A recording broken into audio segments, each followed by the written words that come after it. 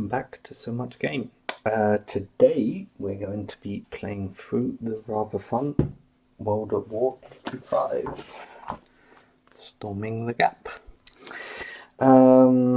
This is going to be a playthrough video, but also a kind of learning game, because I'll be learning the rules as much as you will. I've read them through a bit, but as usual, not enough.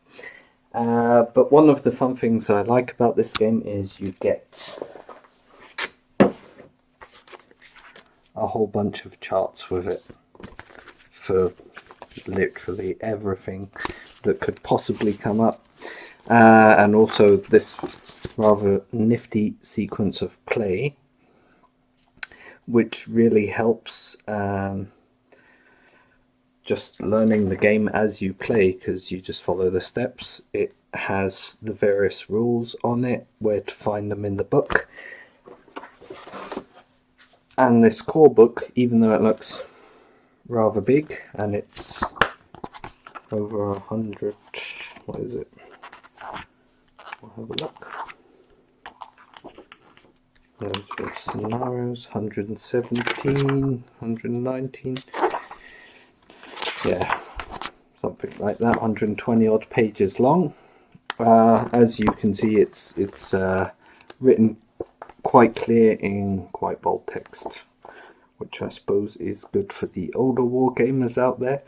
It's also fine for me because it's easy to read, but it's all nicely laid out with what rules are where, have numbers that correspond to the same numbers on the charts and on the sequence of play, so it makes it really easy to just set up a game, give it a go, run through the sequences, and look things up as you go along.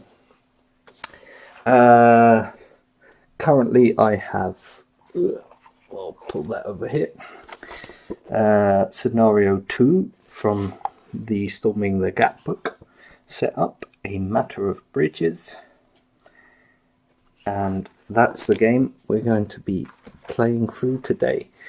You can see pretty much most of the board. I think if you can see my finger there, that's the second hex. So the first line of hexes is a half hex. You won't be able to see that, but that doesn't matter. The Soviets are going to be coming up from that direction. The NATO troops are already lined up in defense over here, and basically they're trying to hold the objectives, and the Soviets are trying to take the objectives. Each objective has been dealt a random scoring card, which rates from 1 to 4. So obviously the Soviets were out of luck. There were no 4-point cards in there. To win this particular scenario, they have to get 6 points worth of objectives by the end of the 11th turn, I think it is. Let me have a look. 11 turns, yeah. But there's a lot of 2 and, well, there's a couple of 2s in there, and a 1 and a 3, so this is objective B here, and that'll be the easiest to take. To be honest, when setting up the NATO forces, I'm sort of defending forward towards it, because I know Warsaw Pact have to come that way, and they have to take this objective. It's also one of the highest scoring, but obviously, usually as if you were playing a 2-player game, the NATO troops wouldn't know that. But they have to come this way, so I'm sort of defending in that area. But other than that, I think it's safe to say for the Soviets, you can ignore objective D and take these objectives here, B, C, and A, and then you'll get your 6 points. And, you know, the way the points are divided is going to be a fight all the way back. Some things about World at War 85. Basically, it's kind of like a chip pull system, but a card pull system. You pull a formation, during the, let me make sure I call it by the right word, operations phase. I was going to say offensives phase, but that's Empire of the Sun. And that's the unit that activates. Let me reshuffle those. And you'll go on like that, pulling from this formations deck until you pull out 2 end of operation cards, and then the turn will end. So the turns can be random. They can be very short. They can be long and see every single card out there. Now I've also got the electronic warfare card in there, and the battlefield friction card, just for fun. Other than that, yeah, it's typical tactical level game, and we'll see how it plays. Right, shall we get into turn 1? We shall. So the Soviets start with initiative, which means they basically get a free activation at the start of the turn. By the way, this designated formation is a sort of, an activation card for any Soviet formation. I've put it in the discard pile because it, according to the setup, it comes into the formation stack during turn 2 and stays in there until turn 4. So I thought I'll put it in the discard pile for turn 1, and then I know to add it in later. But the Soviets, these lot over here, they're going to come onto the board in the initiative phase, which is basically just a normal free movement, general phase, but in this case it's mainly going to be movement, as they're going to be coming onto the board from here. They're not on the board. There'll be no off-map artillery to start with. It'll just mainly be moving on. They can't really see anything at the moment, because I don't know if you can see this, but this line around here marks this out as a hill. So that's the hill edge there, and anything behind that is just outside. And here, this unit is in the forest. There's a blocking forest terrain there. Coming from that way, there's blocking terrain here.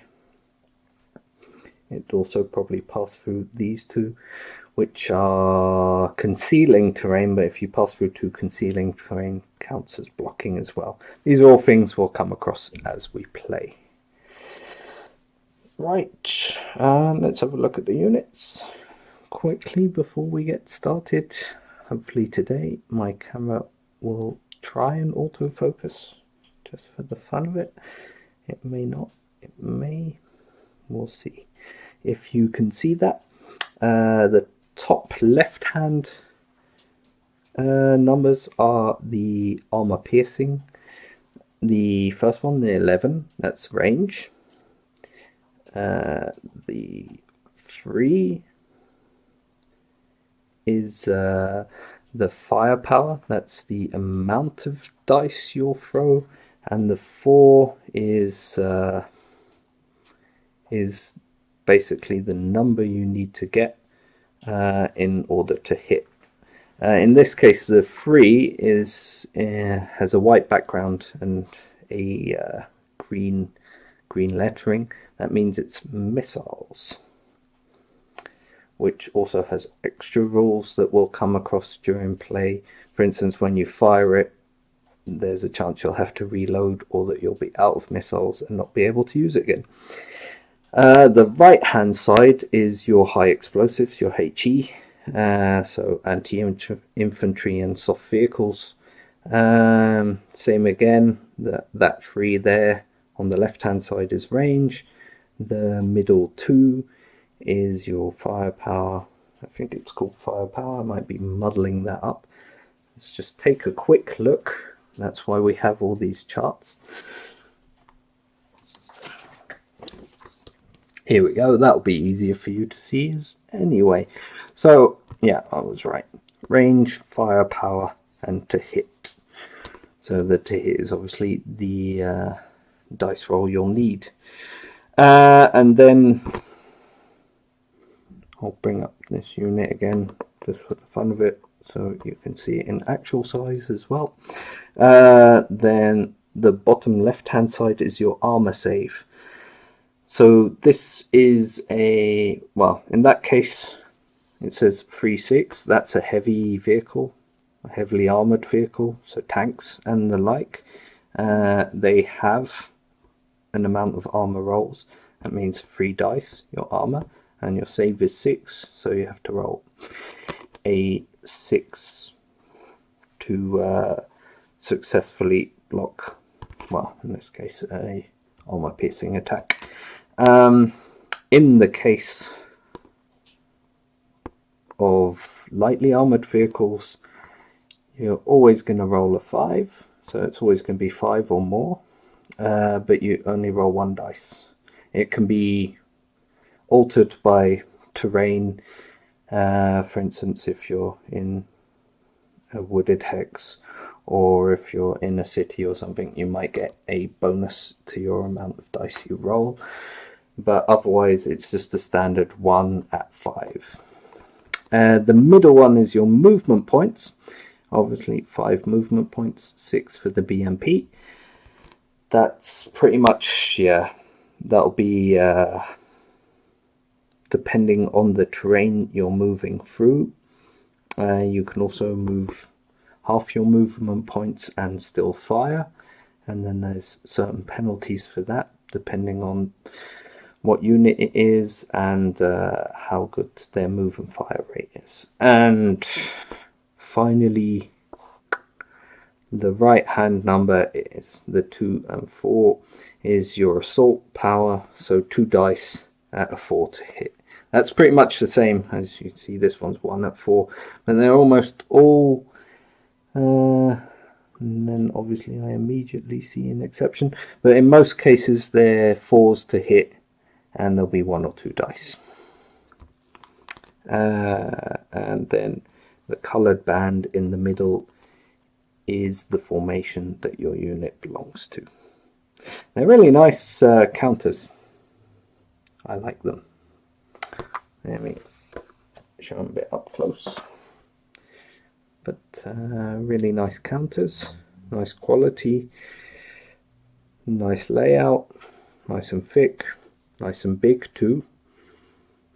So they're pretty easy to play with. In fact, all the maps are the big hexes as well, so it's not like some of the more operational style games where you have large stacks of tiny counters in tiny hexes.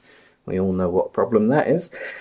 In this case, there's also a stacking limit of 2 units per hex, so that's pretty easy. Obviously, loaded troops don't count towards that. The transport does, but the stacking limit always counts. So if anything happens, for instance, if you have 2 transport units with 2 loaded units in a hex, one of them or both of them, well, one of them gets popped and the other has unloaded its troops or whatever, or has to unload its troops for whatever reason, then you're going to have a problem and units are going to be eliminated. Right, let me just have a drink quickly and we'll carry on into turn 1. First formation that's going to be activated. Oh well, they were lucky that I shuffled the deck. Oh yeah, silly me. What did I just say? The Soviets have initiative. So I'll reshuffle that again for the second time. Like I said, learning game, and that's what you get for talking on camera and not paying attention while you're doing it. Multitasking, it's a curse. Right, so we're going to start moving these units on. My idea for the Soviets so far is, because I really want to take these objectives here in this triangle, and this hill is going to be a problem for me. To be honest, I want to take it. the main point of, or the main problem on that hill is going to be that M1 Abrams. But I think the Jeep we could probably take out. And so what I want to have is one spear moving forward to take the objective, and then another swinging around the side to take this hill from the flank. This is all open terrain though, and that's why hopefully this smoke barrage is going to come in handy, which counts as blocking terrain all the way up. Because obviously there are height differences here. For instance, normal ground level is obviously 0, a wood on normal ground level is 1, a hill is 2, a wood on a hill is 3 obviously. If you had a helicopter floating above that, or hovering above that, I think it's +1 for hovering and +2 for flying. So if it were hovering above that, it'd be at level 4, and if it were flying, it'd be at level 5. So that's all the variations that you can get on that, and then there's obviously a lot of line of sight rules that we'll need to obey.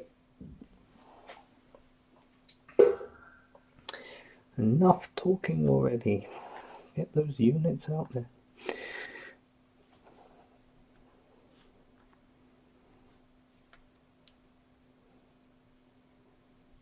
So I'm gonna obviously start off, my infantry is going to start off stacked in their transports, because we have a long way to go over open terrain. I don't know if that's not a better choice, sort of moving through this denser terrain, then moving in at each objective, but yeah, I've decided, as I'm only going to make one video of this playthrough of this particular scenario, I want to play aggressively as the Soviets and see how well we fare. Because one of NATO's main advantages, other than in this case because the Soviets have the designated formation, is that the NATO troops will have 2 formation cards, 2 of their formation cards in the deck, so they could potentially activate twice during a turn, and the Soviet formation will only be able to activate once. The quick game that I played of this before, while I was trying to sort out the rules in my head a bit, that really played well for the NATO forces, because obviously they look rather thinly spread out, but just that extra ability to pop out, fire, and then at some point during the rest of the turn move away or move again and fire, or get into a position where they can fire even better and then do that. Yeah, it's they're a lot more maneuverable, and it does balance out the amount of forces on the board.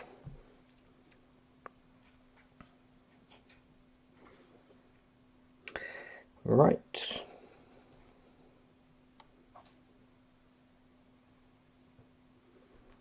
And let's start moving troops on there now. I'll just get the terrain chart out for you quickly so that we can go through that.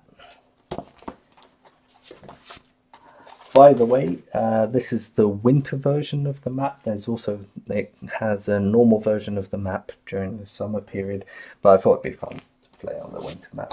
Basically the exact same map, but all white. Let's see.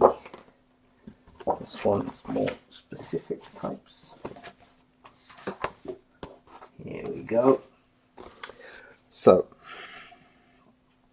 as you can sort of see there, this folds out, by the way. There's a lot of information on there, whether it obstructs or blocks line of sight, assault modifiers, defense bonuses, and so forth. But we're going to be starting off over here. Clear terrain, which most of this is 1 point of movement. Cultivated, don't think there really is any on this map. There might be some. I'd have to find it. No, doesn't appear to be. There's a lot of that on some of the other maps, like the one I played earlier as a sort of test game. That's interesting too, because cultivated also obstructs line of sight. Rough terrain, that's this here, be 2 for infantry and 3 for ground vehicles to go through. And then you have the cities, all of the, here, there's one there, there's one under there. And city hexes, lots of woods obviously. They give defensive bonuses, which are obviously important, especially for infantry, as they don't have a normal save to rely on. Basically, if infantry get caught in the open and shot at, they don't have a save. If they're in woods or rough terrain or something where they can hunker down, then they add a dice. And like light vehicles, their roll will always start off as a 5 and could be modified. And then hills, there's an uphill cost. Downhill is free, well, it's the same as your terrain. And then hill cities are extra defense. Right, here we go.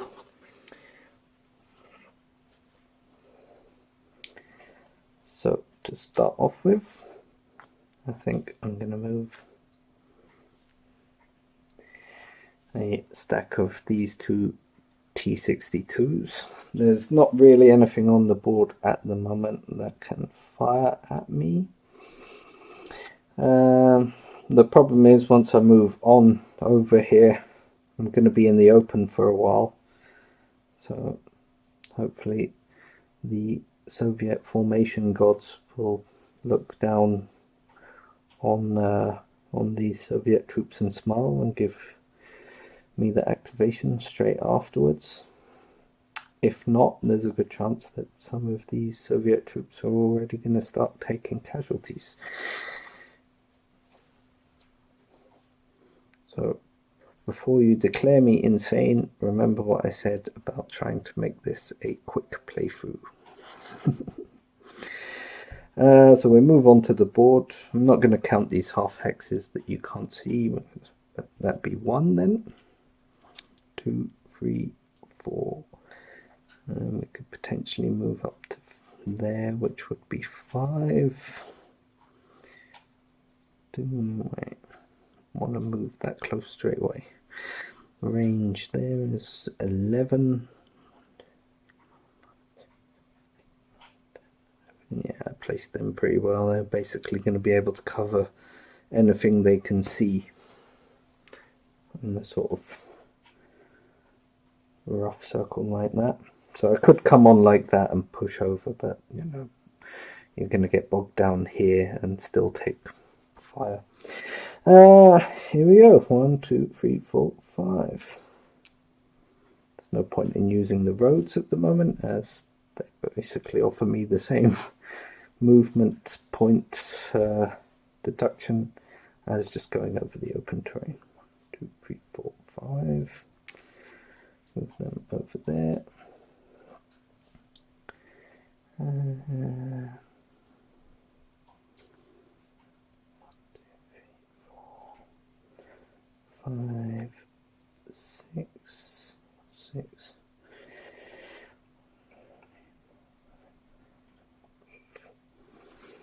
Moving on the town. I might spread it out just a little bit.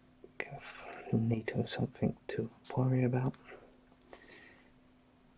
And then the rest of them. 1, 2, 3, 4, 5,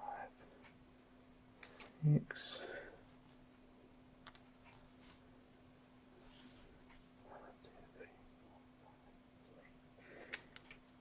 By the way, that's something which I have done wrong out of the bat. But there you go. We live and learn. You're supposed to place your headquarters first as well. That's my fault for not running through the sequence with you as I planned to do, and then got carried away with trying to blow up my Soviet troops already. So the initiative phase is basically like a formation impulse.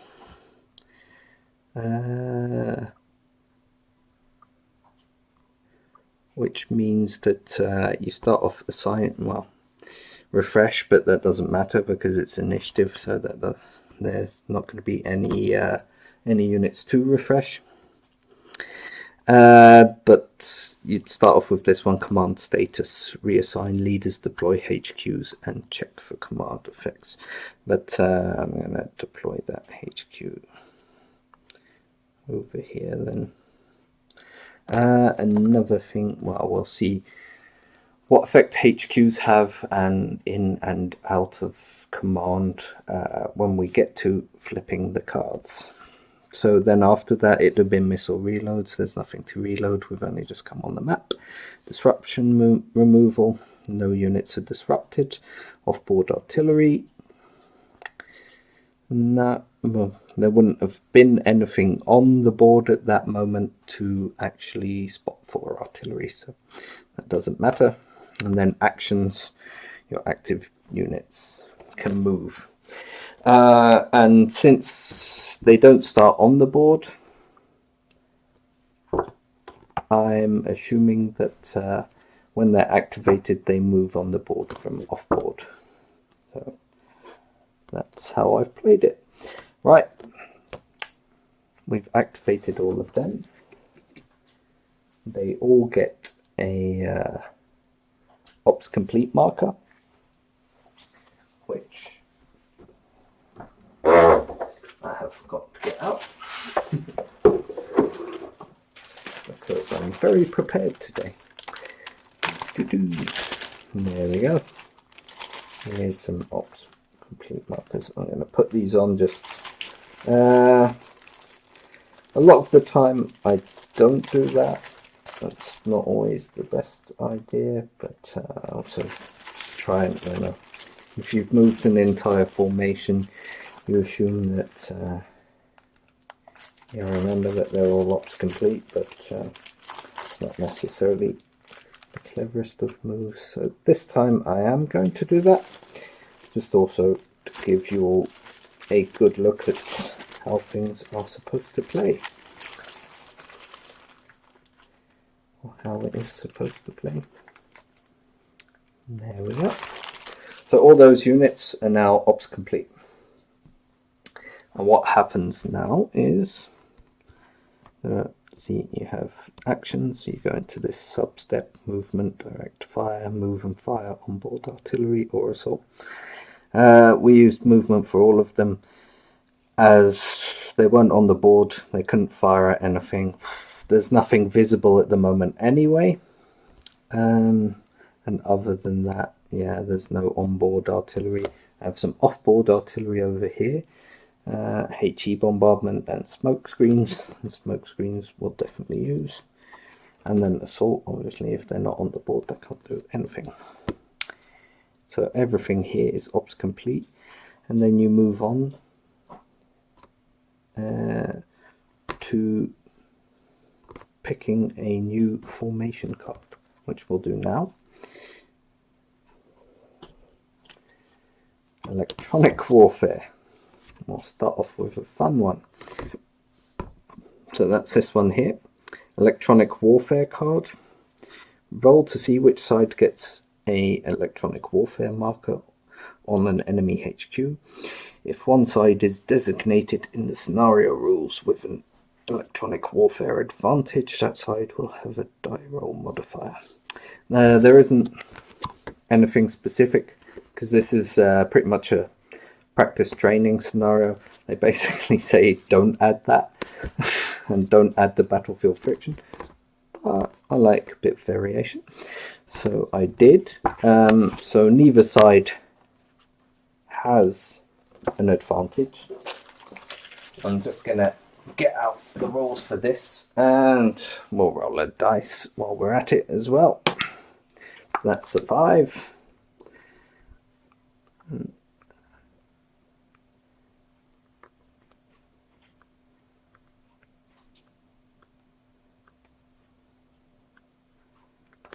There we go. So I'll show you the rules for this quickly and then I'll turn the light on because it's getting a bit dark in here. If the result is 1 to 3, NATO and NATO allied player may play the card. If it's a 4 to 6, the Warsaw Pact gets to play the card. And then basically what happens is I, as the Warsaw Pact, get to place an electronic warfare marker on the NATO HQ. The NATO HQ isn't on the board at the moment. I'm going to place it on there anyway when I find it. There we go. So electronic warfare. Then the other side is electronic warfare reducing. And what's going to happen is, as long as electronic warfare is in play on that HQ and they haven't managed to clear it yet, all the units, even if they're in command, will count as having to roll to be in command. So that's going to be a big problem for the NATO units, and my rather aggressive Soviet attack might just pay off at this rate. I'm just going to turn the light on, so bear with me for 1 second.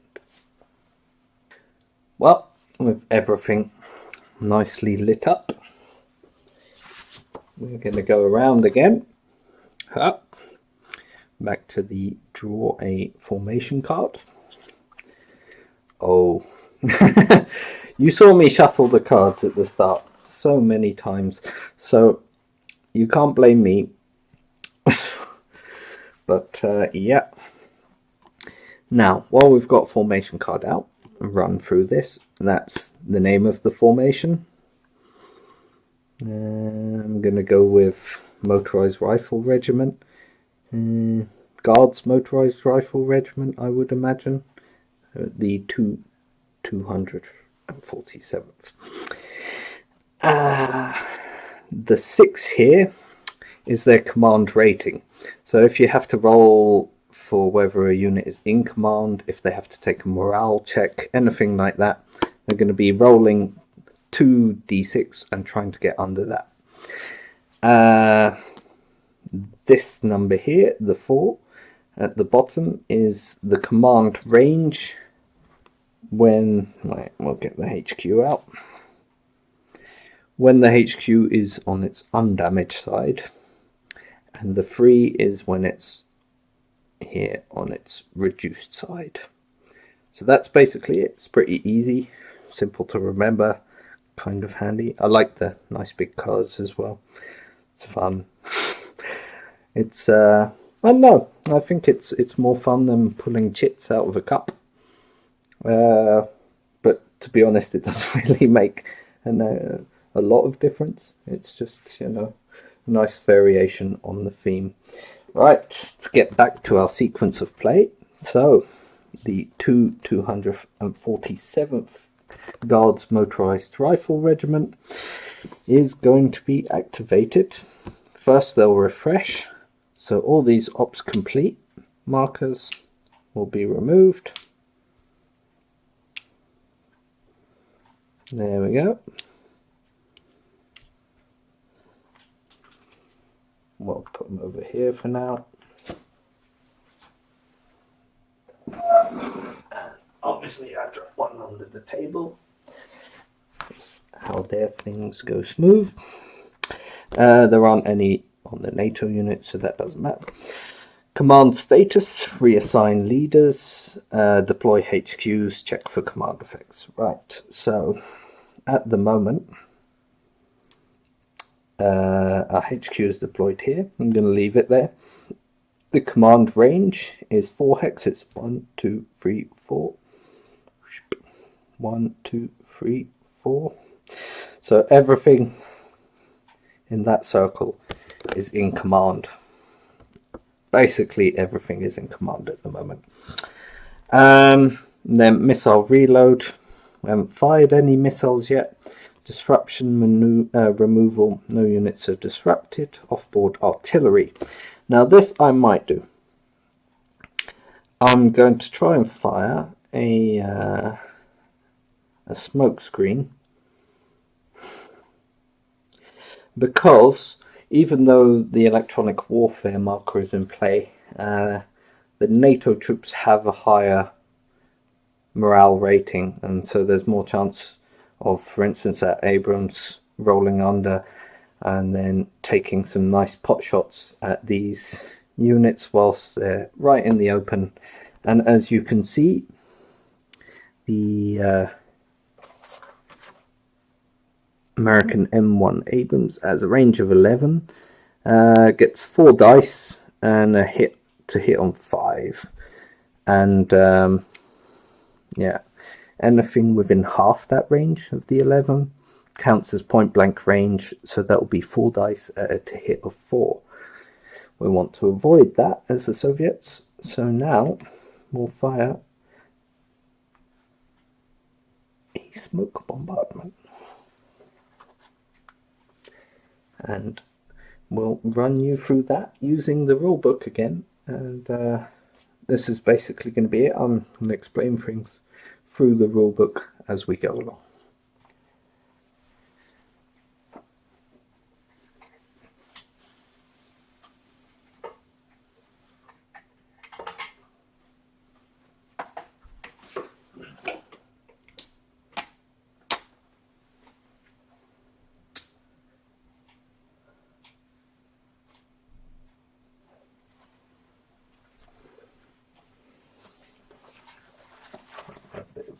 Lighting in there and smoke bombardments.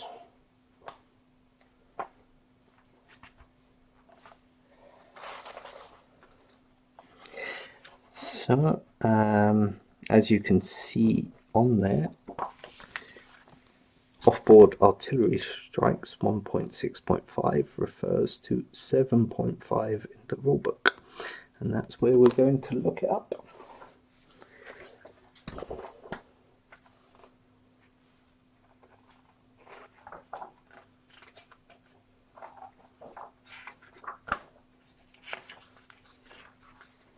It's one of those rule sets with a lot of things to remember when you're starting out, like most of them.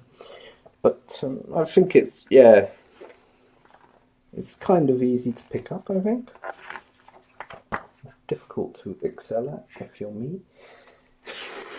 Now this is a fun one. A formation may now attempt to use two offboard artillery strikes. Well, I'm not going to use a HE one at the moment because I can't see anything. But maximum of 2 active spotters, and C 14.2 offboard artillery fire. So down we go to 14.2. There we go. Up it. 14.2 offboard artillery. So first you have to spot it.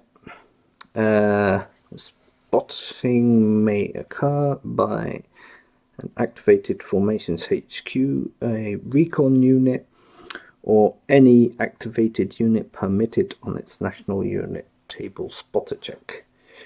Do you want to have a look at that quickly? Go on then.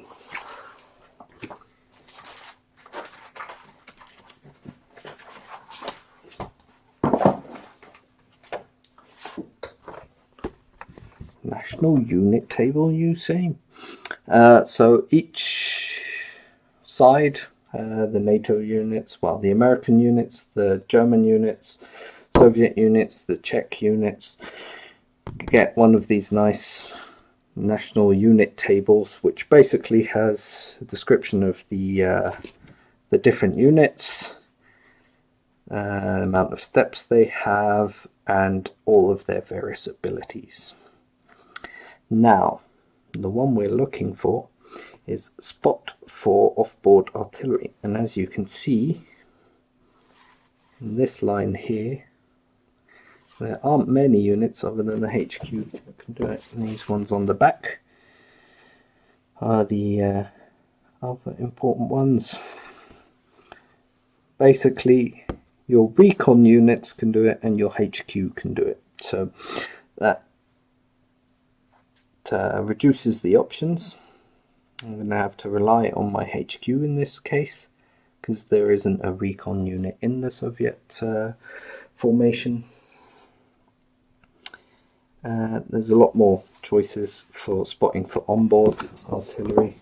Some of those are based on the fact that they have three stars behind them, specific reasons, but a lot of these are actually onboard artillery, so I should, if they're aiming down gun sights, I suppose, or spotting for another unit that is also on board as an artillery unit, you would imagine that they have some experience working out how to fire artillery. To conduct a spot check, you basically roll 2d6 on the command rating, subtracting the command bonus of any HQ deployed to the unit. Well, this unit is a HQ, so it does also get the +2 bonus that it says here. That's, by the way, what that there means. So 2 on its full side and a 1 on its reduced side. It also gives that bonus to units stacked with it that are firing, which is very useful. Right, here we go. 2d6. And I have clearly rolled a fair bit over the 6 that I required. But it gets +2, so that would be an 8, but I still rolled a 9. And if the result is greater than the morale training value, then the onboard asset is marked as ops complete and no attack takes place.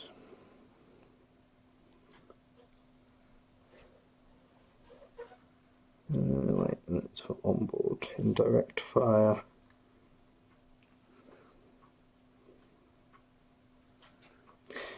Offboard artillery can be directed hits.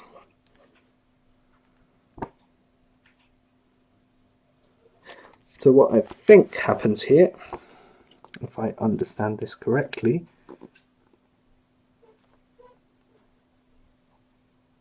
there you go.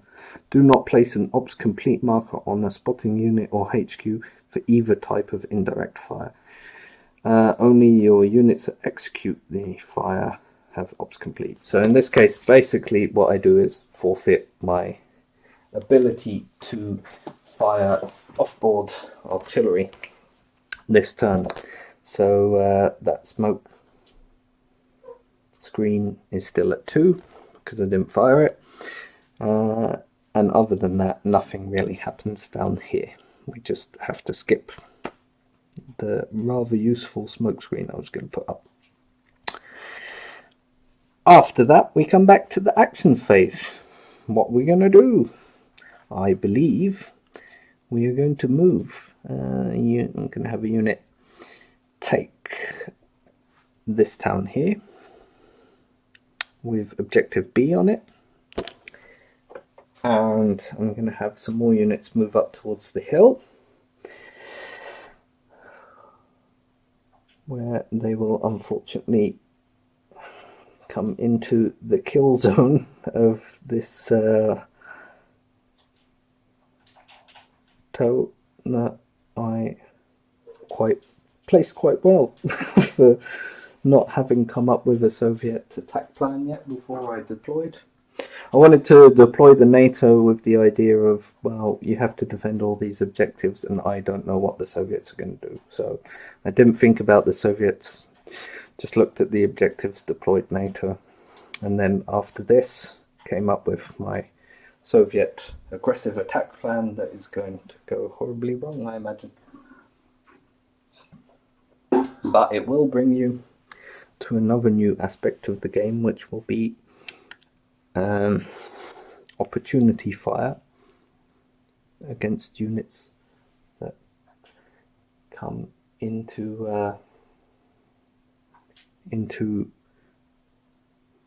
range of your defensive units. Right, now I think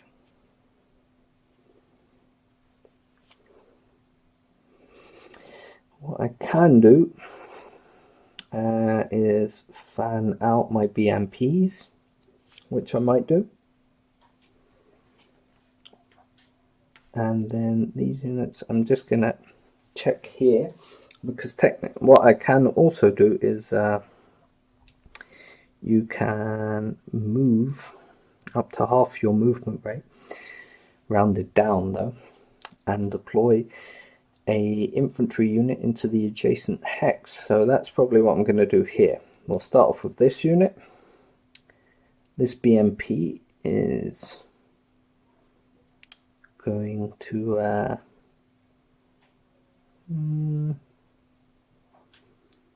seems more fun if I kind of push it into a position to take on that unit. But I think I had another BMP with the same sort of thingy here. Yeah. And what we're going to do is I might activate that unit on its own, move it up to, in which case it is still in blocking terrain, and then I'm going to deploy the infantry out of it into the adjacent hex, which means this infantry unit here will go into that hex and try to claim the objective. Now what is also going to happen is this unit potentially could fire on them, but obviously seeing the board, I'm going to hold that fire. These units can't see, they have to see. Yeah, no, they're looking straight through to concealing hexes, or at least down the sides, through one I think, and then down the side of another and into blocking terrain. I don't think they can see that unit yet, but they wouldn't have the range anyway. This unit would have, but yeah. So now we look at objectives. So objectives, and as far as I know, the moment that unit takes hold of the city, they also claim the objective. So we're going to swap the NATO B marker right here out for a Warsaw Pact B marker. Right, so with that objective claimed, that is going to be 3 points for the Warsaw Pact. I'm going to leave that there, which means, you know, they're halfway there, but all the rest are a lot further back and going to take a bit more effort to get to. I'm going to mark those two units ops complete.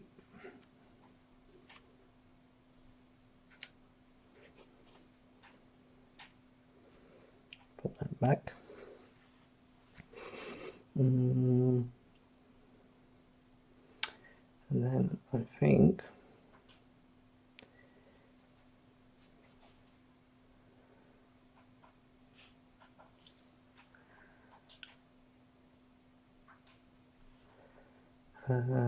I'll do this move now. Now, one thing I could also do, because seemingly I've gotten into the habit of just stacking all the units up together, because that's nice, and then they're in small masses, but obviously for counter fire that makes them, you know, little condensed bunches that aren't necessarily that much of a problem. I might split these groups up as they go on to attack the hill. So what we'll do here is 1, 2, 3, 4, 5. That seems like a good plan, as we're already approaching the outskirt of the hill here. And another thing to note, missile units have a minimum range as well, so that's going to be a problem for that Jeep. Yeah.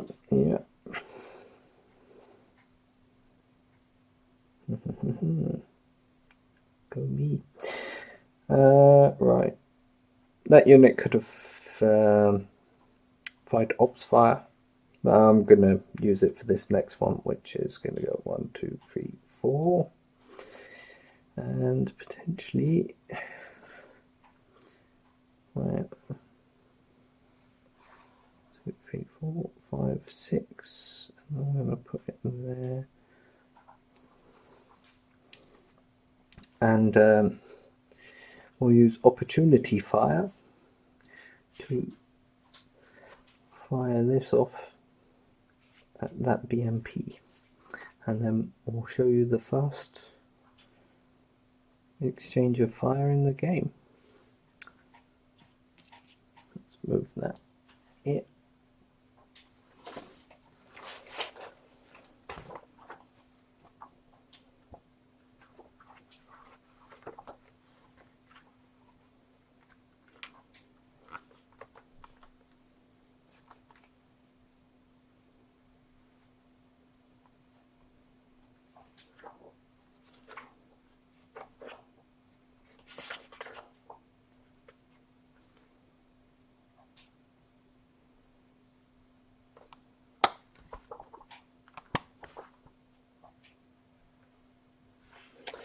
So in this case we'll be doing opportunity fire, which is a form of direct fire triggered by enemy movement or enemy loading, unloading passengers in the line of sight of the inactive unit, which is this unit here.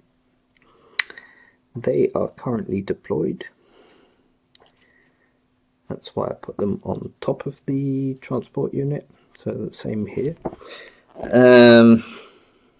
And they have this man-packed tow anti-tank guided missile. What is that again? Tube loaded. But anyway, units that are out of command may still opportunity fire, so this is basically something that you can almost always do. And when an activated unit moves into line of sight, so basically the moment it it cleared this hex, if I definitely wanted to wait until it was in perfect line of sight, I could say I'm going to opportunity fire, which is basically what I'm going to do here. So this unit got to about here, and then hopefully for NATO, and hopefully not for the BMP, it gets hit by a bunch of missiles.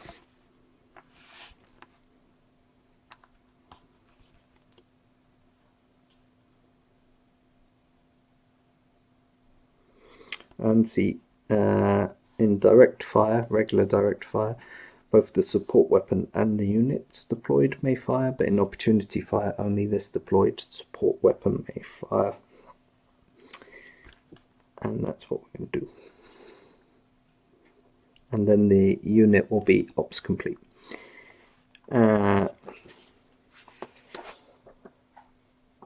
So let's just show you direct fire quickly.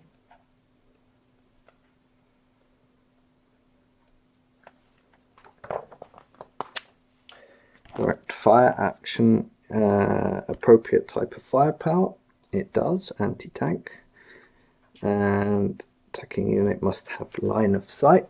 In this case there's no blocking terrain in between it, and that was basically where I was going to put the smoke screen as well. If I could have used that off-board artillery to sort of drop a smoke screen here or here and fill up that area so that it blocked anything moving this way from being seen by anything over this side. The target unit must be in range. That's range 13, and it's 1, 2, 3, 4, 5, 6, 7 out. So it's just going to be in normal range, so 4 at 4, and that's it. It's in line of sight. There's no obscuring terrain. It's in range. And then, once the 3 prerequisites have been met, then execute the attack. So, in this case,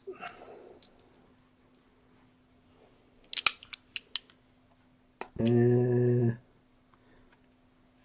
just going to show you what might possibly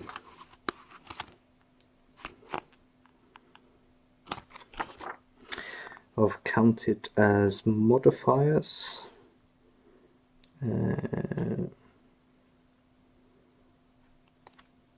HQ, if that HQ had been deployed there, wasn't on EW, then I could have got the +2 bonus.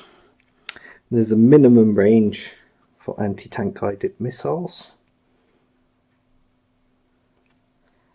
Units with black special drive. In this case, none of those units actually have that black triangle, even this Jeep, so there is no minimum range for them. That's nice.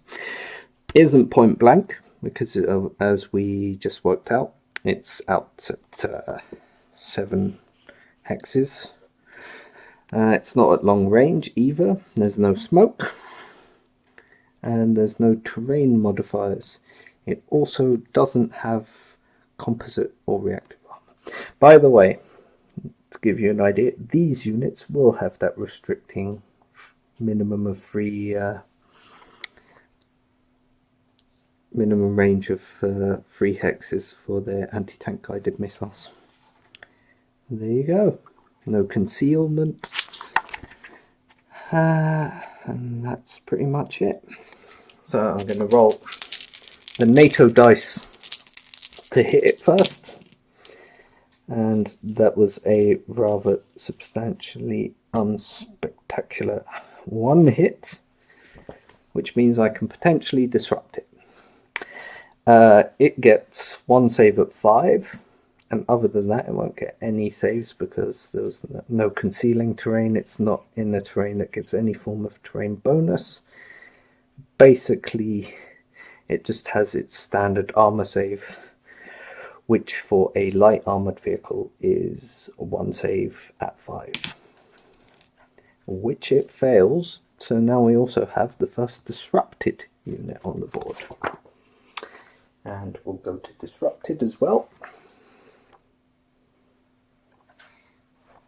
Run everything through with you.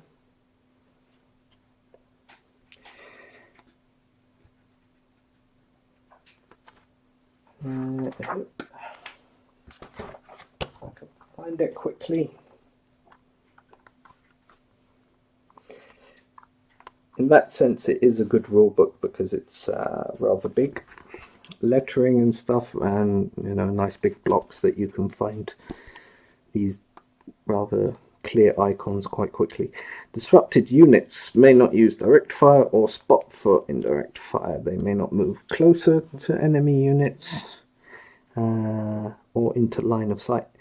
If they're currently in an enemy unit's line of sight, they must stop immediately. They can move away though. And they can't assault.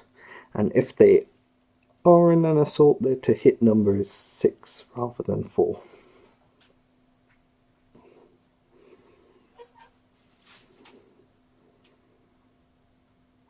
See, and then in the next formation impulse, which for the Soviets will be next turn, they have to roll on the morale training to get rid of the disruption marker. And basically anytime, your first hit is always going to be disrupting, and after that any hits are going to or step losses on the units. As far as I know, well, the infantry inside are also disrupted. As far as I know, there's no other detrimental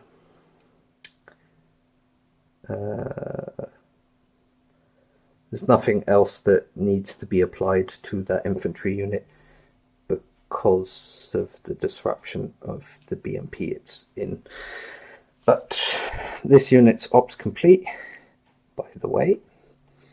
That unit was also ops complete, and this unit is also ops complete.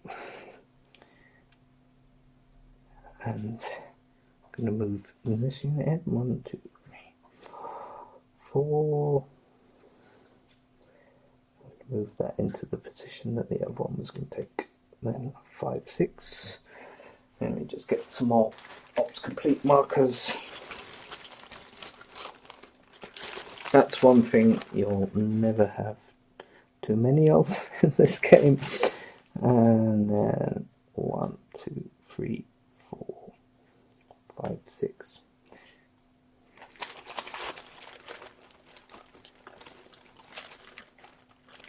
Now, obviously that Abrams could potentially run them off of the hill because they don't really have an anti-tank value that can face off against it. However, the infantry do, and what I'm trying to do is surround that Abrams, which, if I'm smart as the NATO player, will retreat, but I'm going to try and surround it and swarm it with those infantry units in an assault, in which case the infantry units also have an added bonus against it because of the fact that it's currently not accompanied by any infantry itself. But we might not get that far, as this is already turning out to be a longer video than I expected. I think we'll just play through this one set of formation turns, and that will be it for World at War 85. Right, 2 tank units, which I shall move up. 1, 2, 3, 4. Don't really want to put them there, but I don't really want to put them there either because that's only concealing terrain.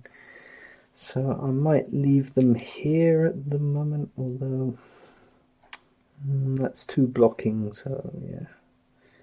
I think they'll... 2 hexide blocking would probably only count as obstructing the...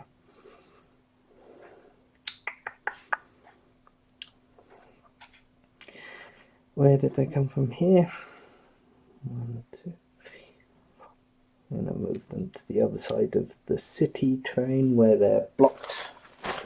Their line of sight is blocked, but they also have a shot at Mr. Abrams if it's necessary. Move that up next. 1, 2, 3.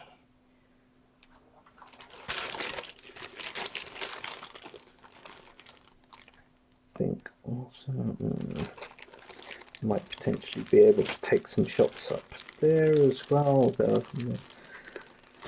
deal with the hill first and then deal with the menaces over there. Although a lot of this is going to quickly devolve into NATO terms.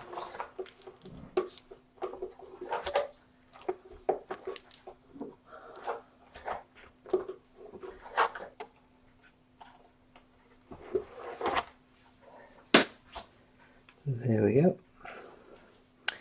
And what's the maximum? 1, 2, 3.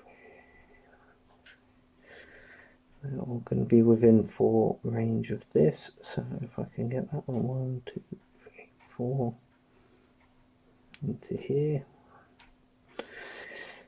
1, and that's going to be 2, 3. And I'm going to leave that one there to hopefully take a few shots of my own at the infantry unit that's in those woods there. Okay,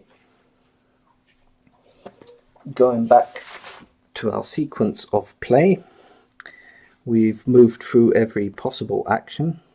Then you proceed to step 1.7.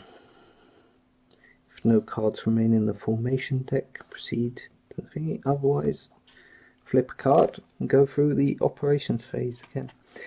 That's the first end of operations. Now this could be key.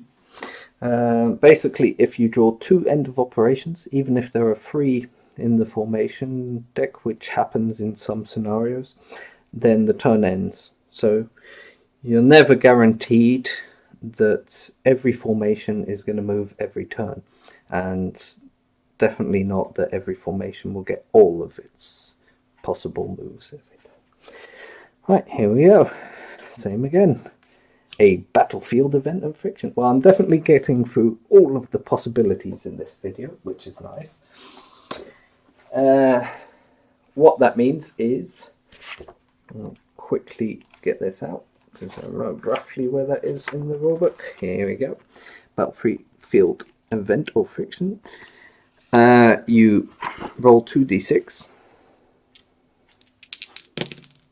In this case, a 10.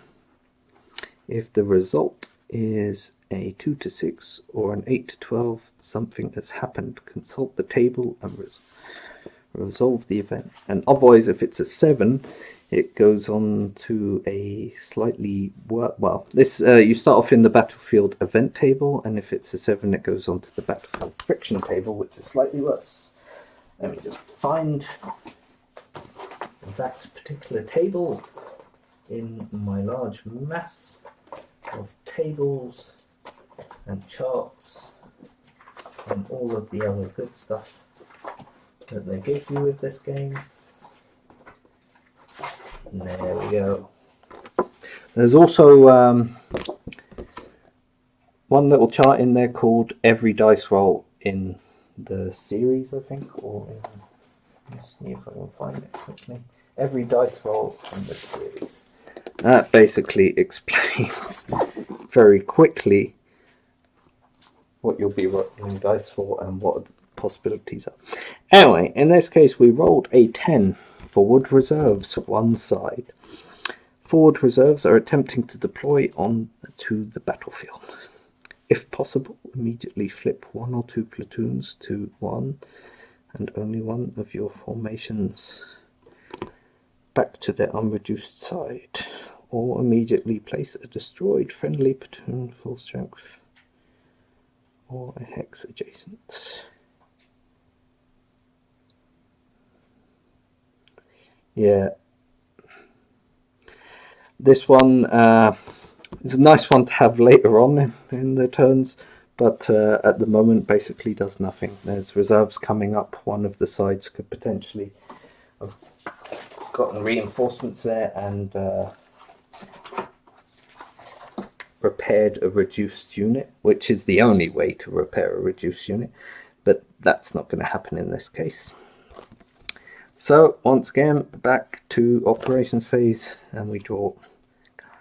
There you go. Now, the Americans have some choices to make here. One of the problems in this case is, well, let's just start off by going through the refresh phase and removing all ops complete and out of command markers. So we'll remove all of them from the map.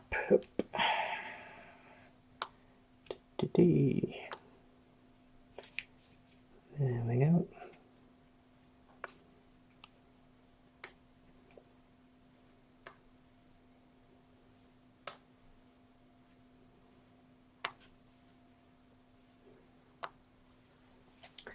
And then command status, reassign leaders, deploy HQs.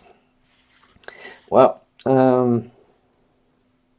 it's under electronic warfare.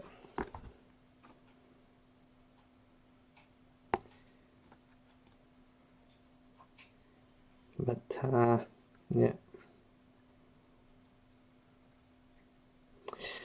Just trying to think.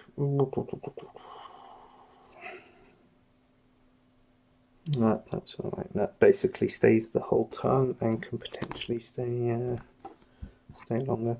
I'm gonna put it on Mr. Abrams because in normal circumstances with a range of 7, 1, 2, 3, 4, 5, 6, yeah, as you can see, I counted it out, and all of the units would have been in command range. So you can see with range of 7, range of 5, 1, 2, 3, 4, 5. See, I didn't count it out, silly me. That unit would be out of command anyway. But the rest, 1, 2, 3, 4, 5, should be 1, 2, 3, 4. Yeah, should be in command.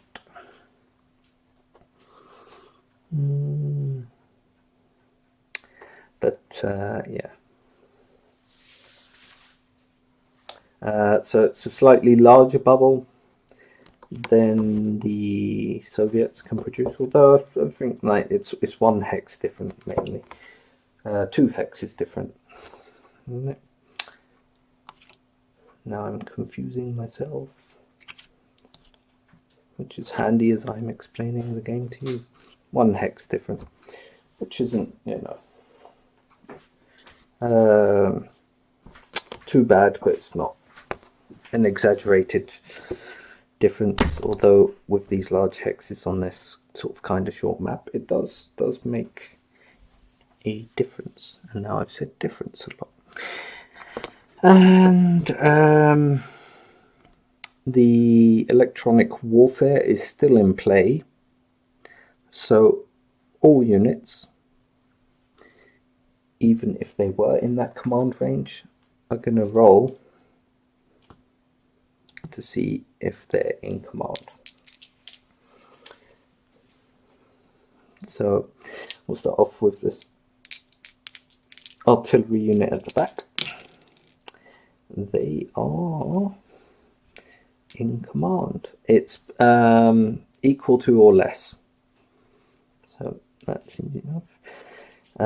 And also you roll per hex and not per unit. So I'm going to roll for this unit here. They are not in command. Which on the fun side means that you get to see these nice out of command markers. This unit was never going to be in command, so we'll roll for it anyway. But it is in command, haha. And our little jeep. Oh dear. Now that is going to be a problem. So obviously that was one of the units. I suppose it's not too much of a problem because it takes away my choice of do I want to move and fire, or like the reckless madman that I am, or do I just want to make sure that unit gets out safely. And now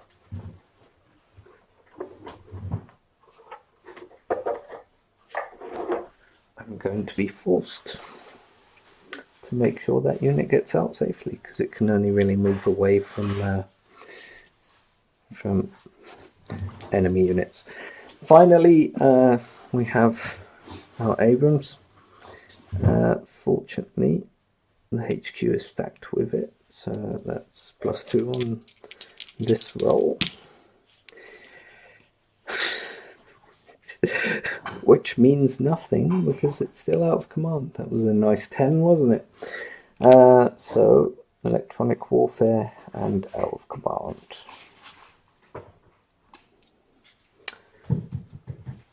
What does that mean for the turn? Well, dear friends, it mainly means that a lot of these units are going to be moving away and quite quickly, quicker than I hoped, giving up that hill completely. I'm not even going to be able to really fire on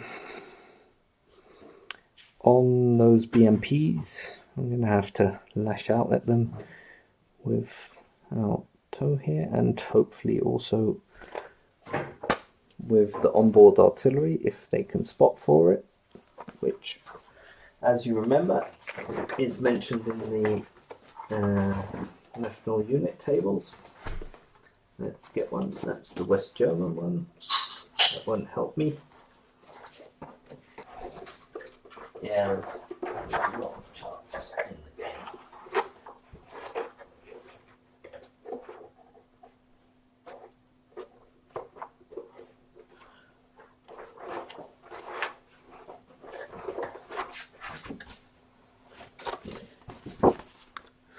Obviously, the American one comes with stars and stripes. So, national unit table. That's what units or what, but that's not the one that tells me what tells me for these units.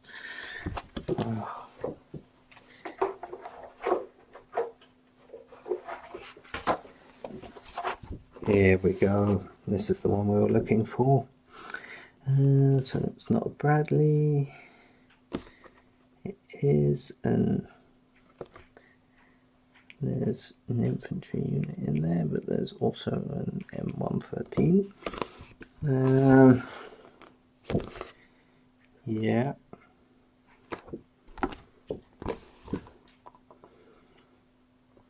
And the infantry units themselves. So both of those may spot for onboard artillery fire actions if they perform a successful spotter check. And the same goes.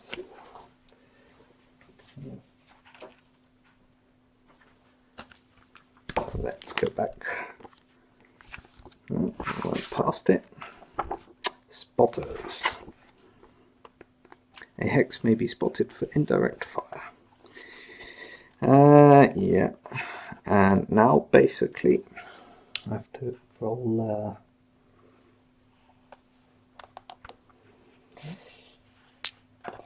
another morale check. So 7 or less is what we want, and that's a 7, which is convenient. So I'm going to say it's the M13 for some reason, spotting for this unit over there.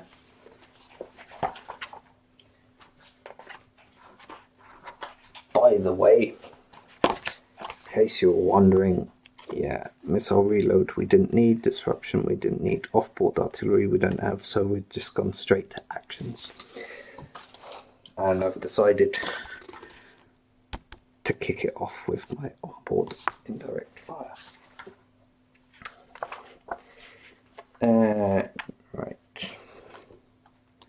Then what you'll do, indirect fire must be within the unit's HE range, but as you can see, F25, yeah, it's gonna be in there. Now it has to be a unit that this unit can see,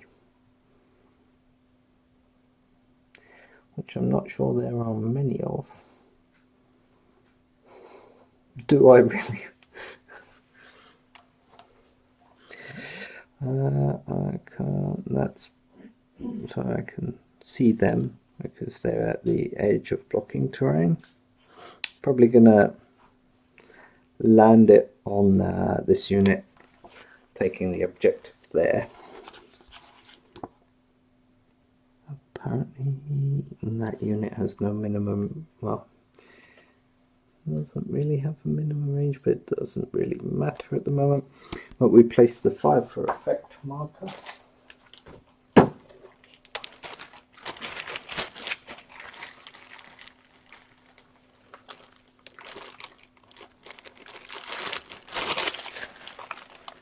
And this one here.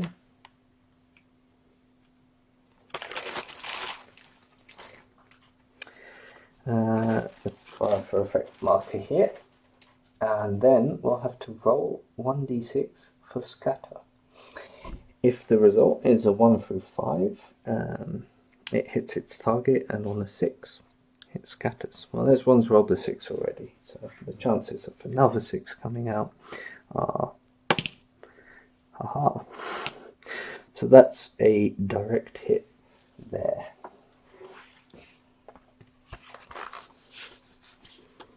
And then you have types of strikes. In this case, it's not going to be high explosive, well, or onboard firepower. Yeah, it is a high explosive, but onboard high explosive strikes are assigned HE dice to hit number of the unit firing. So it's going to be 3 dice at 5. Strike procedure. Units in a hex are hit by high explosive strikes and are attacked individually, and all such units in a hex are attacked by the strike.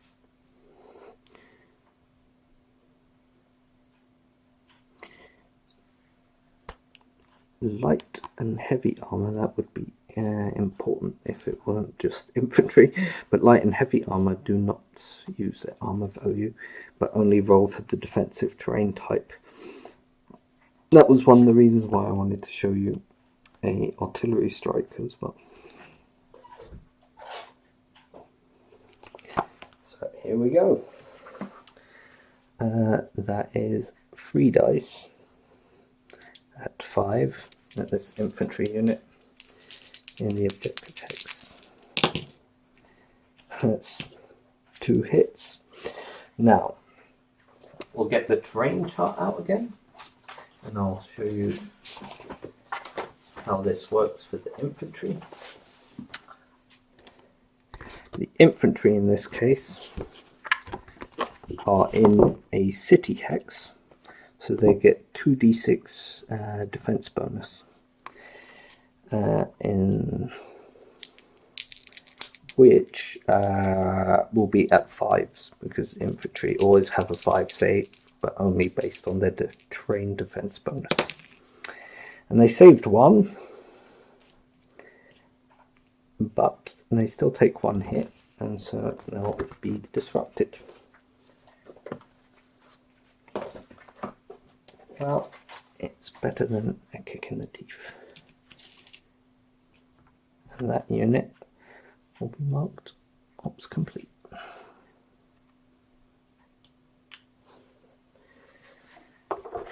Let's get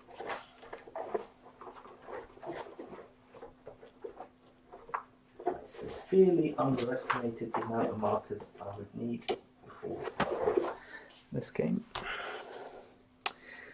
So there we go. The FIFO effect goes away, and this unit is disrupted. Leave all of those here because there aren't really casualties at the moment. Then next, I feel like I'm going to fire this toe, but am I gonna try and fire at that unit? That's a possibility. Or let's see, and it passes through one side of blocking terrain. I think that counts as concealing.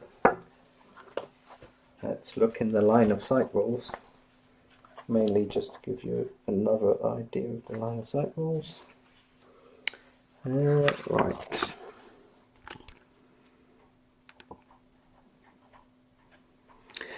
So if it moved through 2 blocking hex sides, it would be blocked. But if it moves through 1, in here somewhere. In any event, if it moves through 1 blocking hex side, it's counted as obstructed. So what I could do is I could fire at that, or I could fire at that, and it would be obstructed.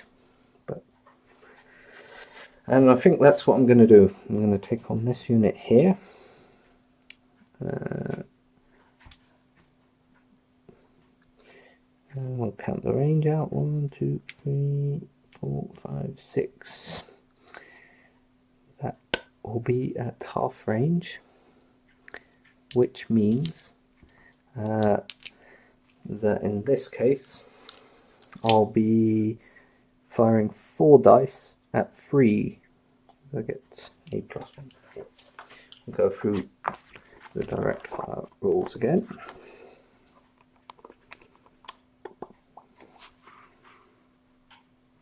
I just recalled I didn't roll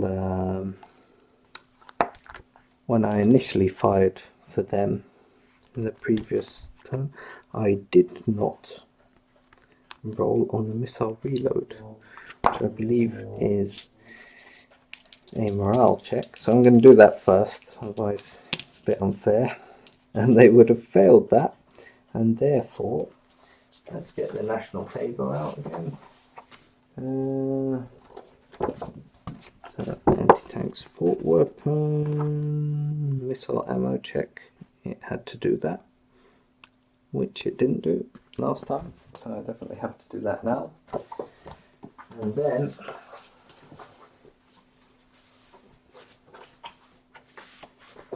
so many tables. On the one hand, all of the tables are very, very handy. On the other hand, you end up looking through a lot of them a lot of the time, but I'm just going to look it up in the rule book. Yeah, missile ammo check. Unit must make an ammo check. So it's simply right. Immediately after a unit executes direct fire with its green AP or its blue AP, roll 2d6. If the result is greater, then place a missile reloading marker on the unit. The unit may not fire until the marker is removed. So, to roll it back again a bit,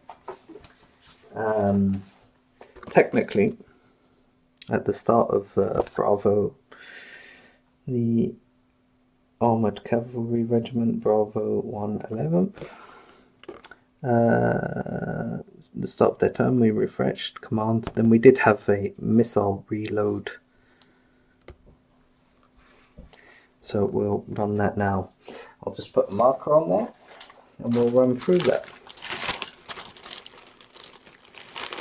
And this is what I mean about it being a learning game. We're all learning. You're learning, hopefully. I'm learning.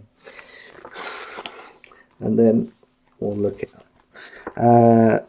So each undisrupted active unit with a reloading missile marker on top of it may make a missile reload check in an attempt to remove the marker. So then we'd have made a second morale check. And this one would have been an 8, which still wouldn't have been enough. If the roll was less than or equal to its morale, that would have been a succeed. If the result was greater, then consult the missile ammo usage chart. Okay, or player aid card on the player aid card PAC05. Let's go look at that. Basically what we're going to be seeing is if they've run out of missiles completely or if they have low missiles and can still fire one.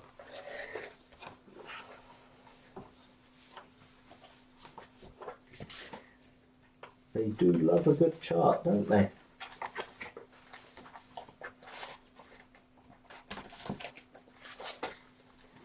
I mean, it's handy, but there you go, missile usage chart.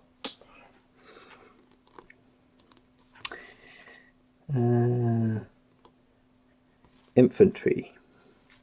If it fails, leave the marker on the unit. Infantry and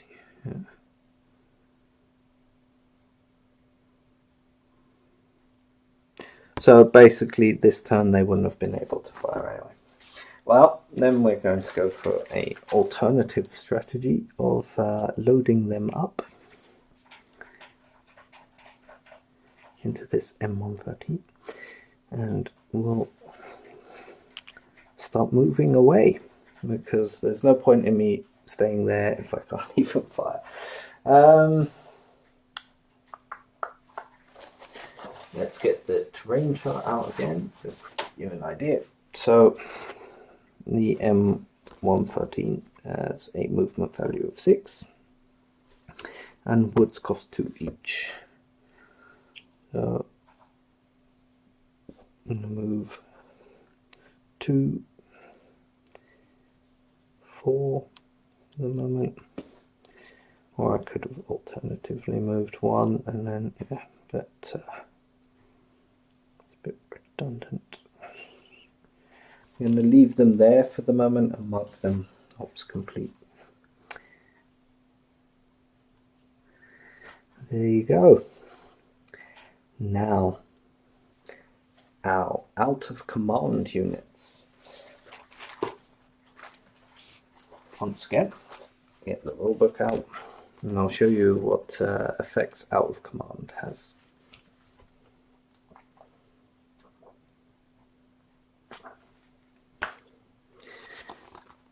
Out of command units marked with an out of command marker may not execute any action during the up and coming action step of this formation impulse. They may, however, execute opportunity fire in the enemy formation impulse. If an out of command hex is brought back in command, then the out of command marker is removed. So that's a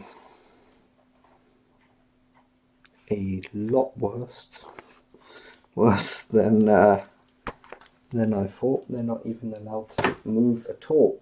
So these units are basically just stuck there right next to the Soviet onslaught, which fortunately for them isn't coming this turn. But if this ends up being a another end of operations, then it becomes a very tense game for the NATO troops. So here we go, we'll turn it. End of ops. Oh, right. To get the sequence of play back out, what happens here is, once the operations phase is concluded, game markers are removed and adjusted as necessary. So all ops complete, many of them, I thought there were more. There we go, all ops complete and out of command markers are removed.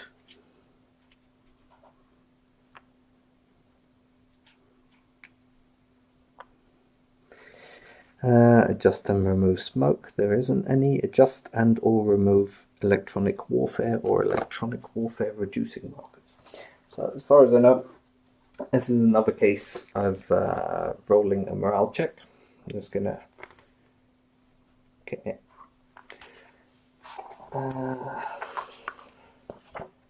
Out here.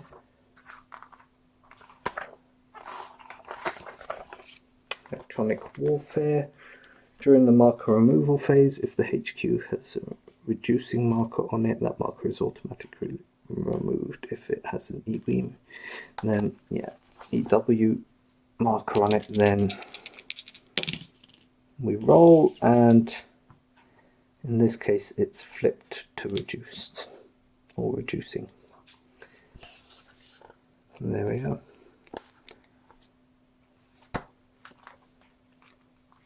So that means it'll remain the remainder of the turn, and after that check for fire mark effects. We didn't have any. Suppressed HQs, there are none. Transfer infantry arms, we could do that if we wanted to, if there were units stacked together as well, but no. Return cards to deck and or hold end of turn ops cards. Both formations, there's only 2 formations on the map. The Guards Motorized Rifle Regiment and the Armoured Cavalry Regiment. Both of them moved, so even though the NATO troops only got to move once, they don't get to store a move, as it were. Well, basically what happens is the end of operations card is removed and the HQ is put on it until their formation card comes out. So it can't, they're guaranteed a turn in the next turn. But in this case, neither side needs that, as they both got a turn this turn. And then remove the squall card marker. The weather's fine at the moment, and the chemical strike markers. Check for victory scenario. Well, we only have 3 points for the Soviets at the moment, so they haven't won yet. And then basically it flips back to turn 2, and then we reshuffle this entire deck. And this time, because it's turn 2, the designated Soviet Union formation would go into the deck. I'm not going to play through the turn now, but I just want to see what would have happened if we did, because to be honest, I mean, it's looking quite good for the Soviets. That electronics warfare card turned out to be killer for them. They got to move up pretty much unscathed. Maybe I wasn't aggressive enough as NATO, or my defense was a bit too rickety, not enough opportunity fire moments, but yeah, we'll see. There you go. And technically, if we were to play turn 2, then it would have started off with, well, there you go. The American unit may just have been able to save its own skin.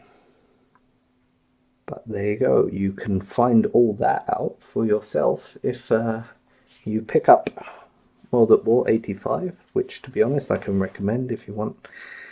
Well, I think most people who play war games probably know this one. But yeah, if you want a fun and complex enough, but also fun for solo and fun for 2-player tactical game, this would be one I definitely recommend. On the solo note, there are 2 systems because yeah, the rules work almost, well, fairly similarly for Nations at War, which is Second World War, and the World at War 85 systems. They have a solo assistant for, which we'll open up and take a look at. You can see how often I use solo assistants. But yeah, it's a deck of cards which gives you ideas of what the solo bot should do based on what's happening around it. Has priorities and secondary if the priorities can't be fulfilled. I haven't really looked at it in detail, but looking at it now, I'm going to say it's one of those solo assistants where you kind of also have to think for the bot a bit. Randomizes the movements and so forth. It may do things that you otherwise wouldn't have, which can be fun, but I like playing both sides on my own, to be honest, so I'm fine with that. Other than that, this was World at War 85, Storming the Gap. I hope that was a nice look at it for you. We played through an entire turn, maybe a bit slower than was necessary, but you got a good look at all of the rules involved, and I think we ran through pretty much everything. As usual, if you have comments, suggestions, you want to tell me how horrifically bad my tactical dispositions were, or anything of the like, leave a comment or drop a comment in the comment section. And in general, stay safe and stay gaming.